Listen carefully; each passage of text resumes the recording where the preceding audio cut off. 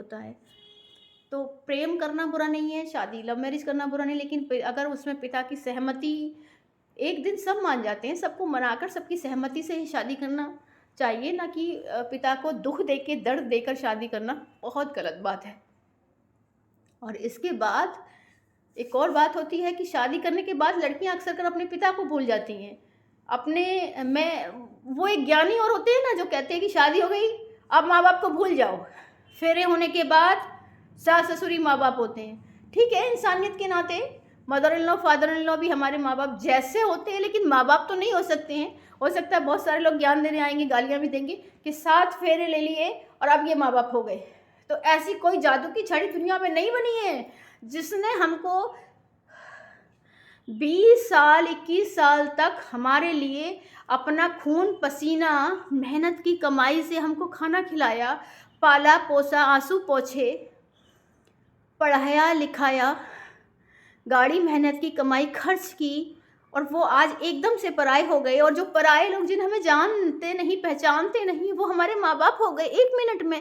वो अटैचमेंट हो गया हमको 1 मिनट में। पॉसिबल ही नहीं होता है साहब। कैसे कैसे हम कर लें? वो नाटक होता है, वो ड्रामा होता है, असलियत नहीं हो सकती है। अगर वो कहते हैं कि असलियत है तो ये असलियत नहीं होती है।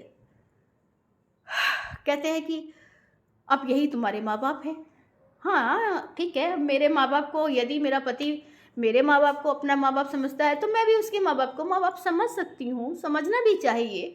बट ये तो नहीं हो सकता कि मैं मेरे माँ बाप को भूल जाऊँ।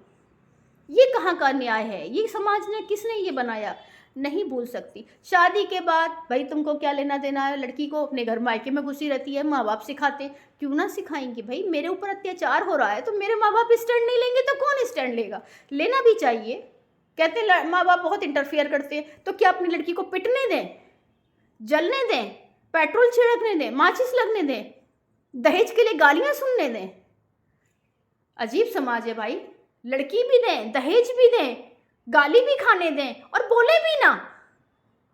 अजीब बात, ये सच होता है। कहते हैं आजकल कोई दहेज के लिए नहीं गाली देता। होता है साहब, पढ़े लिखे घरों में भी होता है। दहेज के लिए आज भी गालियां पड़ती हैं, मानसिक शोषण आज भी होते हैं। कौन कहता है नहीं होते हैं? हजारों करोड़ों घरों में हम आज भी आपको दिखा सकते हैं कि होता है। लड़कियां शादी हो गई, मैं करोड़ों लड़की, हजारों लाखों लड़कियां आपको दिखा सकती हूँ कहती हैं, जब हम कहते हैं कि भाई आप आती क्यों नहीं है, भैया भाभी का ही थोड़ी ही जिम्मेदारी है, आप भी अपने माँ बाप को आके देखा करो। शादी हो गई है, इन लॉज को देखना है, हस्बैंड है, ऑफिस जाते हैं, खाने की दिक्कत है, बच्चे स्कूल जाते हैं। हस्बैंड बच्चा ठीक है, जिम्मेदारी आपकी है, बट मेरे लिए पहले मेरे पिता हैं, जिनके लिए मैं पहले थी, मैं प्रायोरिटी थी। तो मेरी शादी के बाद मेरा बच्चा मेरे लिए प्रायोरिटी कैसे हो गया? मेरे पापा कहाँ छूट गए? आज मेरे लिए मेरे पापा मेरी प्रायोरिटी क्यों नहीं रहे? इसलिए मैंने मेरे पापा को चुना, सबको पीछे छोड़कर।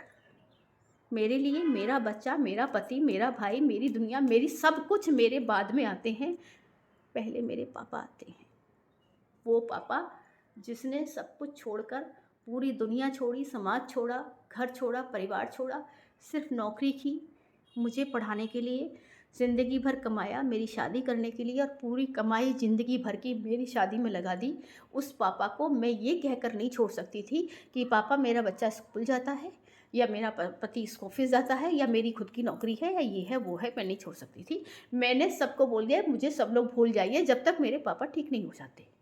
दुनिया ने बहुत सुनाया लड़की अपना घर छोड़ के यहीं पड़ी रहती है, ठीक, जिसको जो बोलना है बोलिए। जिस दिन से मेरे फादर को कैंसर हुआ टिल डेट, उस दिन से लेकर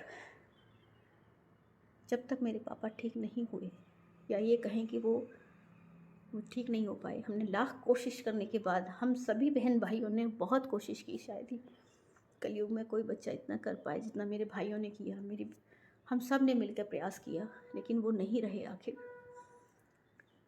वो हमारी ज़िंदगी का सबसे दर्दनाक दिन था, लेकिन वो चाहते थे हम खुश रहें, इसलिए हम आज फिर से कोशिश कर रहे हैं कि उन्हें दुख ना हो, इसलिए खड़े होने की कोशिश कर रहे हैं। और ये एक मैसेज देने के लिए मैं आपके बीच आई हूँ कि कोई भी लड़की ये एक्सक्यूज़ ना करे कि मेरा बच्चा स्कूल जाता है, पति स्कूल जाता है, इसलिए मैं मायके आके अपने पापा मम्मी को नहीं देख पाती हूँ। कोई कहीं भी जाए, मुझे तो मेरे माँ बाप को देखना है, मैं तो देखूंगी। तो आप बेटी हो, आप पापा की परी थी, आप पापा की प्यारी बेटी थी, और जब पापा मम्मी को आपकी ज़रूरत पड़ी तो आप फिर क्या हो गई? पापा आप पराई हो गई। भाई मैं तो पराई नहीं हो सकती हूँ, ये दुनिया कुछ भी कहे आप पराई हो गई हो। मैं ना पराई थी, ना पराई हूँ, और ना मैं पराई हो सकती हूँ। मेरे लिए मेरे माँ बाप मेरी प्रायोरिटी थे, मेरी प्रायोरिटी हैं और हमेशा रहेंगे। मेरे लिए मेरे माँ बाप भगवान थे, हैं और हमेशा रहेंगे। जय हिंद।